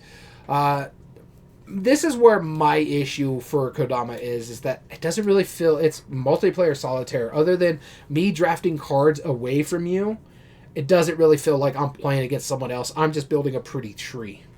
And the memorable moments there is like, oh, that's a really cool tree. I don't really feel that the up and down, like, yes, okay, that worked really well that I get in other games. Though the art is fantastic on here. The pieces and components, it's cards. Both of these games are cards. I like the card stock a little bit more in Kodama. It's not too flimsy, but neither is Pandasaurus's version of the game. Mm-hmm. And the graphic design, really easily readable. So both of these do really well. I just think the art pushes it over the edge. The meaningful choice, I don't know. Go ahead and start with the game, and I have to look these over, so I don't know which one is going to go ahead. Okay. The game should move on. And, and I'll explain why my reason. And don't get me wrong, Kodama is awesome. I like that too. The art and production goes to Kodama in my mind. There's no doubt about it. Because the original version of the game had this weird, creepy, like, red, dark skull thing. Yeah. And there's no reason for that. The one you can get now is the beautiful art. Yeah. The name is dumb. I mean, don't get me wrong. I like the game. I really do. I agree with you. So incredibly hard to find. I hate the name of this game. Yep. Oh. It was frustratingly ridiculous. And it was nominated for the Spiel, right? And it's like, oh, okay, cool. You know, and then so Pandasaurus' version had beautiful, colorful art by Kwanchai Moriya, I believe. And then that made it more accessible. Great game. Super cool. It is easier to play. It's without a doubt. You're either putting a card in ascending order or descending order. And there's two piles of each. Cards. Yep. You're just trying to play out all the cards as a group. You win if you do. That's cool. Ease of play, super good. Replay value, there is some more variability in Kodama. Kind of. I mean, there's, but I wouldn't say that there's any more replay value in it. Like, the game itself has a lot of nuance that you have to, like, learn throughout playing it. Like, you can't just jump ahead because... And you can't talk either. Right. And one of the big things about... You can talk. It's just it's limited communication. Yeah. One of the big things about it is that if you... Yeah, you can say, don't play here, or you can play in this pile. That's fine. But that's about it. Because the thing is, you have the ability to break the rule and go backwards by playing exactly 10 less. Mm-hmm. Or 10 more. Yeah, or 10 more. Yeah, if you're going descending order. Yeah. But, I mean, it's really impactful because you guys have to play effectively together as a group. Like, you might be able to play 2 cards back to back, but again, you have to play through all the numbers, 1 through 100, right? Mm-hmm. All right, technically 2 through 99. Yeah, because 1 in 100 or the... Yeah, 1s and 100s are the top ones. But, I mean, like, regardless of that, it just works really well. It's really clean. There's that cool moment of, like, when you pull it off, it's just so gratifying. It's super cool. And I think that's the memorable moment. It's like, I won. I beat the game. I feel so good about it. Versus, like, when you end, the art brings you to it. I think art and production, hands down, is Kodama. Kodama, yeah. Yeah, I mean, that's not even a debate. The game is here on a technicality. Because, yes, he technically added some art to it. Like some fantastic art for it. Well, no, I mean, for Kodama, I'm saying the game is the technicality. Because it's on this list. That's not to say it's not rightfully deserving of being highly ranked. I'm just saying, like, it's only here technically because his art is kind of on it. And it could have been any art. Just for everybody understands what we're trying to be fair here, which one is more game immersive for you? Fun to lose, player interaction, and memorable moments. I think that goes to the game. I agree. And it's just mainly because the way the co-op works. Like, if you can somehow... I've seen it where someone, because you play 1 or 2 cards. Yeah. And I've seen someone where, like, they can fix a pile and they're like, oh, here's 10. Here's 10 more. And now we're all the way back up to the 90s. Yeah, exactly. It's great. And it's such a satisfying feeling. Yeah. Yeah. Again, I agree with you. I think Kodama wins art production. Hands down. I think meaningful choice, there's just slightly more meaningful choice in the game. I agree.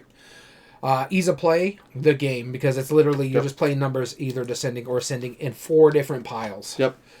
And the replay value, honestly, I want to give this. I give this one to Kodama because the variability, because you're changing the different trunk spaces too. Yeah. Well, the game did have an expansion and a addition. It had On Fire, which made it more difficult. But it also had a quick and easy version of it, which is pretty cool. Kodama also had Kodama Duo and another one. Kokumo or something like that. Yeah. And those were all like variations, but they're also... Kodama Duo is an actual 2-player I Split You Choose game that was compatible with the original. So, replay value I think goes to Kodama though. I don't disagree with you. Cool, but it's still 3-2, and the game moves on. Yeah, and I'm just writing down the eliminated list here. Yep. Kodama was the best one that got eliminated. Mm-hmm.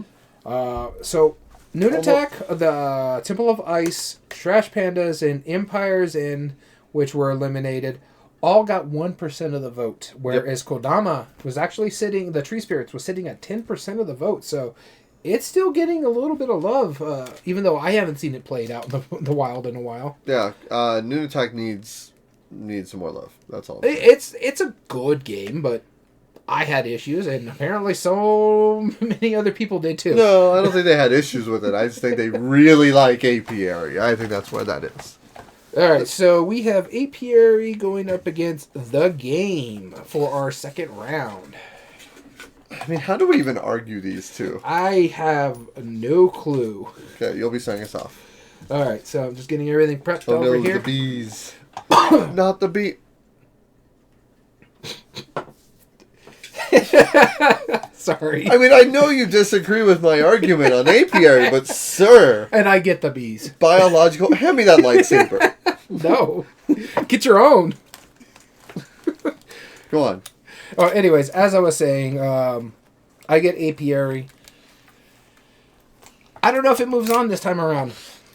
Mine's bigger. No, it's not. Really? You want to go that route? We're comparing lightsabers real quick. I think mine, maybe, barely. No, not barely. We weren't barely. equal. Barely. Anyways, back to what we were doing. We're always getting off the track here because he's tired of arguing space bees.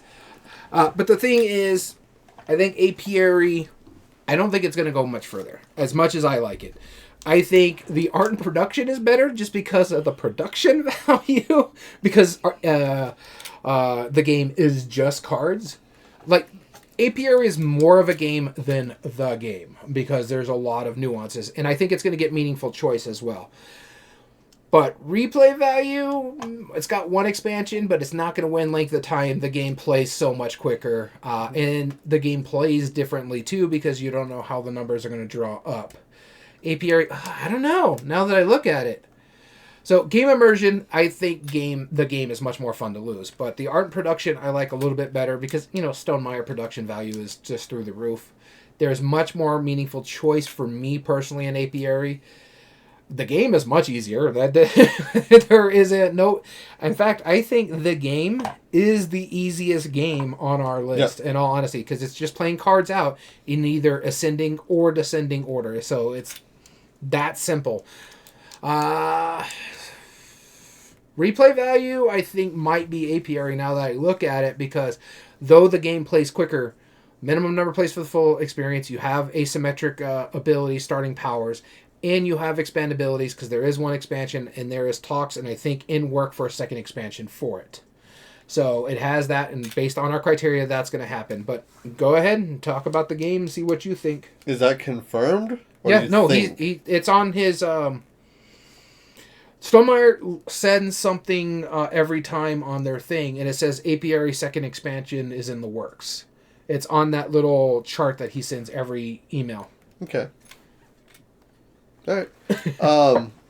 I can pull it up, but... Yeah, please, because I want to confirm that, because the game does have one spin-off and one expansion for sure. Not including, I think there was a one-card mini expansion. I might be wrong on that. It's so hard to search on Google because you're just searching the game. Oh my god, yes. Art and production, apiary, yes. I agree with 100%. Ease of play is the game. Game immersion, I think it's more fun to lose because, like I said, my play of apiary, there was that point where I knew I had no chance, and I hate it when a game provides that. That's not just on the players. All players, if they're gonna force them to play the game, unless they're making drastically hard decisions, they should always have a chance to play or to be part of the game. That's why there's a concede mechanism in chess. That's what it is. Do you want to give up? Yes. All right. So he's confirming if the expansion's there. Meaningful choice though. here's where it's not showing up on this chart, but I know he's talked about it on chats and stuff like that. But we can say no, but it still has that one. Yeah, let's call that a wash then. Okay. Just because of course the game scales better. Minimum number of plays is apiary, and then they both have same number expansions. So yeah, call it a wash. But here's the thing, right? Meaningful choice. I harp on this every time, and I stand by it. More rules does not make more meaningful rules. Does not give you more choice, more meaningful choice. That's not true, always. I mean, it could be. I'm not saying it doesn't, but I'm saying if a game has a lot more rules, that doesn't default make it more meaningful choice. Just like Go is a perfect example of that. Minuscule rules, lot of depth, right? Yeah, I'm not disagreeing with that. Right. No. I hold on. I wasn't saying that. I'm just saying that's why I'm making this argument for meaningful choice. Why I think that the game has a really strong chance in this category, because there's almost no arbitrary choices, whereas in apiary it's almost like an embarrassment of riches. I'm just saying, the arbitrary choice. You have to play a card from your hand, even though it's like I don't want to play 20 down. This is the only card I can play. All right, apiary moves on. Well, no, I'm just saying. On that aspect, that when you're saying there's no arbitrary choices, there is arbitrary choices in there because you have to play a card. And sometimes that is literally the only card you can play in your hand. Sure. That's my only argument. I don't disagree with you on most of the other arguments you were talking about, but there is arbitrary. There is more arbitrary in apiary. I didn't disagree with that aspect. I'm just saying, you're saying there is no arbitrary.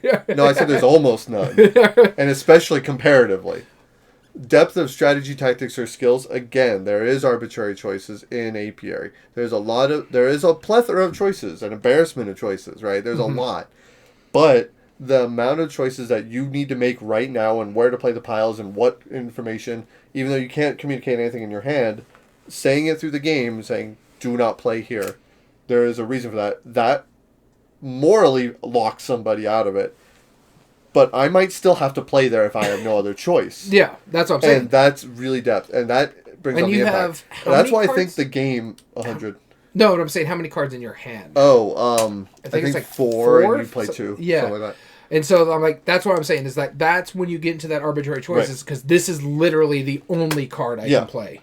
That is my issue with that. Sure, but it doesn't versus happen me often not getting any like good options for Bs, right? Or for tiles or whatever, right? You know, there's so much more of that. So I think meaningful choice actually goes to the game personally. Oh, okay. And if it has ease of play, and replay value is a wash, and I do think game immersion is for that same reason, that cooperative nature. I think it's the game personally. So I go game immersion for the game, ease of play for the game. We're calling replay value a wash. I just think I like the art and production in the meaningful choice in apiary more. You like it more. I think the impact of other player strategy, because sometimes you want to go to a spot, but you don't want to bump that person, because then that means their thing is going to elevate and take a retirement spot that you don't want to happen, because you're like, I need a couple more steps before we get closer to the end game, because that's the end game countdown. So you're having to make a choice, is like, do I want to go there and get the thing I want and bump that person for them to get the retirement area that they want? Or do I go here, which is also going to help me as well, because it's going to give me something else to open up on my board. So I think that impacting other players and that depth and strategy there. And then I love the asymmetric powers, because it gives you something to work for. Both have really bad, more so in apiary, the arbitrary choices in the AP. Because trust me, we played someone with the AP in there. So for me, meaningful choice, I think, goes the apiary, because I think it impacts the other player in the depth of the strategy. You disagree. So we can call that a wash as well. So okay. If you want to go on to the game. Yeah, game it moves on. Okay.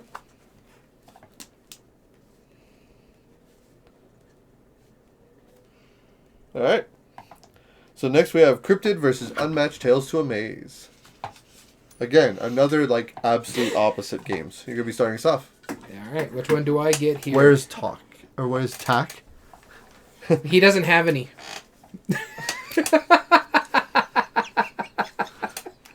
There's a YouTube channel called The Modern Rogue. It's a guy who does a lot of... And I start? He was a magician, yeah. He was a magician, and he just did a video a few days ago about tack.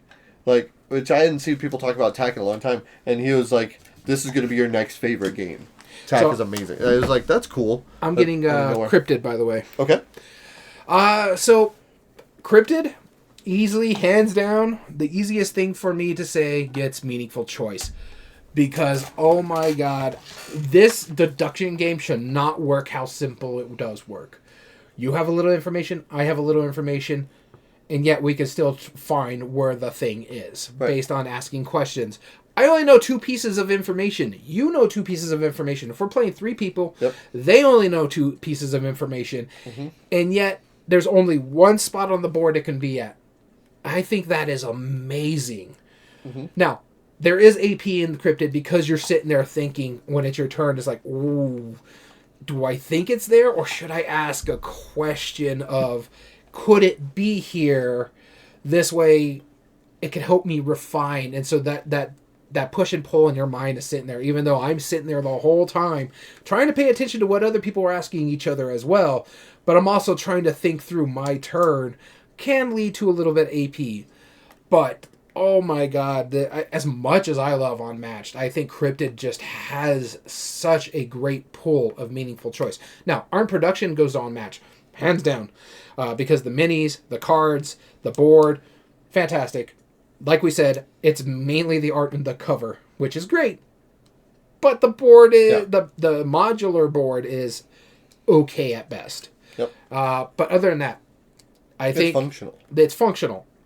The replay value, again, goes to Unmatched as well, because, honestly, I think no game is going to touch it when it comes to the replay value, just on expansions anyways, but the modularity, like when you're playing Unmatched Tales of the Maze, you get different creatures based on the number of people that are playing the game, so I can have the Jersey Devil in one game, or the Frog in the other game, so there is some variability, and they play different with their cards.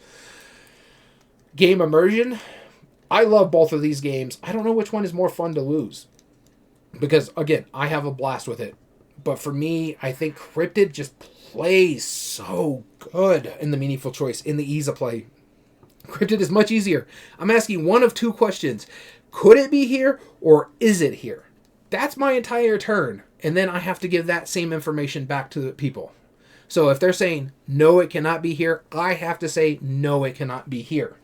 Because I'm giving that kind of information. So, for me, I think Cryptid moves on, but let's hear what you got to say about Unmatched. Tales of the Maze, by the way, the co-op. Unmatched Tales of the Maze, the co-op version. So, what I brought up earlier, the art and production, fantastic, it's good. And I like the replay value, I agree with that. Those both, blows it out of the water, it's not even close. I had one big concern about this, and... You always do. Yeah, no, when you first told me about it, because I was excited to play it. I love the theming of, like, the Mothman and the UFO stuff. Like, that's fun. And I remember thinking in the back of my head, I hope they don't do what I think they're going to do. And they did exactly that. And this is the biggest gripe I have against this game. This is the reason why this is not, like, a 9 out of 10 for me. Is because all they did was add more rules to technically make it cooperative. And what I mean by that is... There is versions of Magic the Gathering that is cooperative. And it's literally just, instead of doing damage to each other, you're just aiming it elsewhere, and you're adding a system into it to where it kind of technically will automate a fighting back thing. It doesn't streamline the game at all. It doesn't make it any less or any more easy to learn. And other than the fact that cooperative by nature is a little easier, because you're not trying to play against each other. Mm-hmm. But it just adds on a whole nother layer of just like, oh, well, we have to do now all of this upkeep just so we're not fighting each other and we're fighting that thing instead. That was my biggest gripe, and it did that. Now, functionally, if I had to pick between Tales of the Maze and Unmatched, I'm picking Unmatched because I don't have to do that extra upkeep stuff. And that's just, I don't like it when games do that. With that being said, though, it does a great job, and it still brings out that campy flavor that I think is really important for Unmatched. We also got to reiterate, Unmatched tells of Maze, the base game you can play by itself. It comes with 4 characters in there. Mm-hmm. Yeah. So by itself, it's solid still, and you can still play it like against each other with the characters, right? That's fine. It's except for the monster characters, right? The monsters can't fight, but I mean the fact that it's immersive, has that campy flavor. The UFO flying around is awesome. I love that all theming. The little moon men that get put in the cornfield. Yeah, which is the theming is on point, but we're not arguing theme. We're arguing immersion. And the fact is, if I imagine if I was a cryptid hunter, I would be getting reports of what people heard. I would be getting video evidence. I'd be calculating. It's like, oh, well, if it was spotted here, and if it was spotted there, and it's spotted here, where's the triangulation? Where am I going to hone in on my likeliest chance to find said cryptid? And that I feel you're doing in cryptid. I really do. I think that's...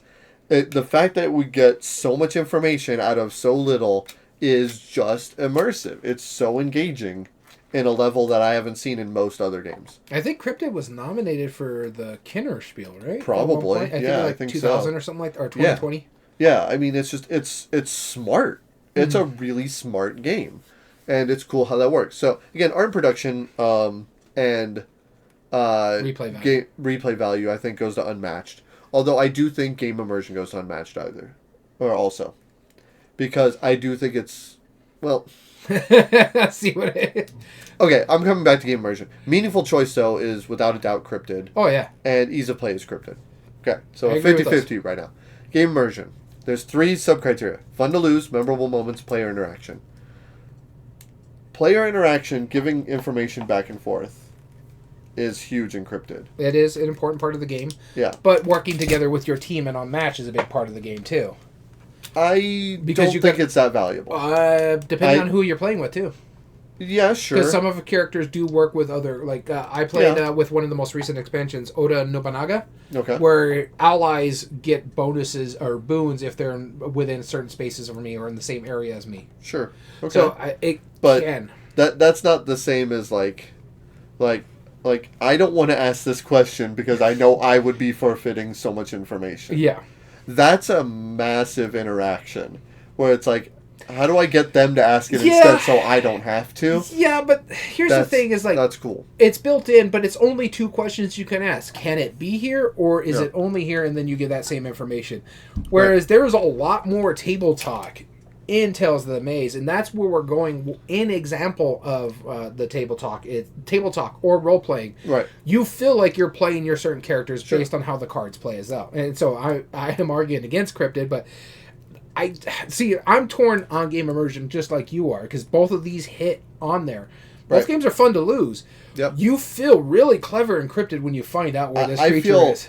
I would be more satisfied going like I remember 3 turns in, you were like, is it there? There? No, I know exactly where it is. Like, what? How? And I was so amazed that I had it to a zone, but how in the world did you that's memorable for me. And then I feel like the same. It's I feel like I can still get close, just finding out some minor information to figuring out. That's why it's hard. But I'm cool calling it a wash. Well, and because also it could be either way. With Unmatched, with their memorable moments too. Me and Damn It Dom just recently played a game of it where we were down to our last turn and we were able to get that specific hit to win. And we're just sitting there please don't have that shield on that card. Please don't have that shield on that card. And he did it, and we're like, yes, and took down the... Sure. It leads to that. You hear that cheering when people take down that creature. So it's I'm fine calling it a wash as well. Let's call it a wash. I think that's the only fair way to call it right now. So we're 2-2, right? Yep. All right, so moving on is going to be... Tales to a Maze. But honestly, I am surprised Cryptid did as well as it did. I'm not. I'm not surprised one bit. I can believe that. You don't hear much about it. Right. It's very underrated, I think. Yeah, no, I agree. I'm glad I own Cryptid. I think it's one I will buy, yeah. I think it's a fantastic game. So the 2 games that got eliminated were Apiary, which was our number one vote getter. Mm-hmm. It was 46% of the vote, as well as Cryptid, which had 4% of the vote, which was shocking because there's some other games in here that only had 1. And you don't hear about Cryptid all that much. And you know why I think it is? Because it's pseudo standalone. It's not even expansion, but just like a pseudo standalone. Mm-hmm. Urban Legends really tanked, and people did not like Cryptid Urban Legends. They said something in there. I never looked into it, but I thought Cryptid was fine. Upsettingly bad, yeah. All right, so now we have the final. We're not picking sides. We're not flipping the coin of doom. Not going with the cup of doom. This is the G.A.M.E. versus Unmatched Tales to Amaze. All right, let me write down my gamer stuff. There you go. This is going to be rough. Both cooperative, let's say that. Yeah, both are cooperative. True story. I don't know if you guys knew this. Same art. Same artist. One's art's a little bit better, but that's because it's just cards with numbers. I mean, you could basically play it with a deck of cards to a certain extent. You know that insert card here game I talked about earlier has almost the same card. So, it is what it is. It is what it is, but all right, so we take our bias out of it. There is one that is incredible, or two that are very clear. Well, one is very clear for me. Ease of play is the game. Yep. And art and production is unmatched. I agree. I'm also going to say replay value is unmatched. Agreed. All right. I'm going to also say game immersion is unmatched. That's I can't argue with you. I agree. Which would give it the win anyways, but which one has more meaningful choice? Because let's not make this boring. Wait, let me go back on that then. Game immersion. No. Which was more fun to lose. Okay, yeah. No, I think just the theming. Yeah. More and memorable. The campiness when you're playing like Annie Christmas or Bigfoot versus the Mothman. Now, here's the thing. Again, meaningful choice, I think, goes to the game. I really do. And the same reason I had, it's, yes, they're both beholden to the draw. Mm-hmm. But it's a very clear impact. If I get a bad draw, you can carry my weight in unmatched. It's like, I'm going to run this way, you guys beat them up real quick. Like I'm going to run this way before I can draw out my cards. That's now it. I have a good draw. Let me run back in and beat them up, right? It's... Don't even act like you're going to run back in. They're just going to follow you. That's true. Yeah, I'll wait for them to come to me, exactly. And then I'll fight them, right?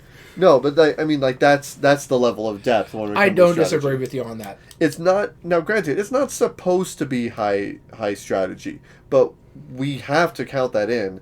Depth of strategy, tactics, or skill is the game, without a doubt. And I feel like impacting other players' strategies is the same way. Because there is a direct correlation. What I do... affects us. Definitely affects you. That is how the game works. Okay. What I do in Unmatched might not affect you at all. With that being said, we gave the argument, but hands down, this was probably one of the easiest finals we've done. Yeah. Unmatched wins 3-2. And is our Kwanchai Moriya Art, and he's one of like 7 artists in this game. Let's give the win specifically to whatever he did the art for. I can't remember which one it was. I don't either, but let us know down in the comments which characters he did the art for, and that is specifically. I want to say, and it keeps popping in my head. I want to say it was Annie Christmas that he did the art for on that one. Okay. With that being said, we are calling it a night. Just to remember and reiterate, there is a contest going on for you folks to win one of these 2 copies, Horrified World of Monsters and Canvas. And also, just a reminder, the code word to send to our email is decision. Remember, put contest in the subject line, decision, as the contest and how to get in contact with you. What our email is, you'll be hearing it on the closing. So, I want to thank you so much for tuning in. If you want to email us directly, hint, hint, to enter in said contest, remember we're going to be doing this each week for the next 4 weeks. Well, next 3 after today. Email us at everydayboardgames2020@gmail.com. Also, another way to enter in our contest, very free, very easy. Instagram.com/everydayboardgames. Follow us on there, and you'll get a free ticket as well. And just a reminder, it is to the continental USA, and you can win one of these two. Horrified, World of Monsters, Deluxe Edition of Canvas. You choose. The other game will go up into a competition later on in the year. That's right.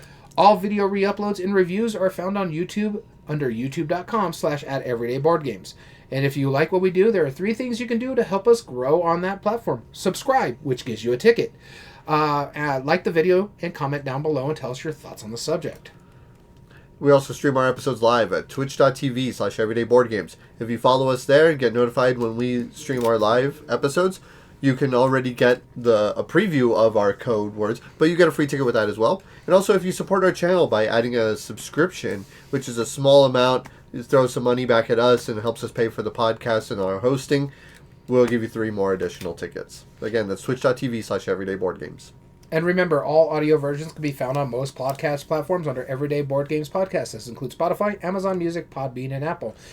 And we want to thank our audio listeners, hence why we always give them the code word for they can enter, because they're the ones that are keeping the lights on as well. That's right. So thank you so much for tuning in. As always, I've been your host, Daniel. And I've been your host, Daniel. And we want to thank you for listening to Everyday Board Games. And remember, every day is a good day for board gaming.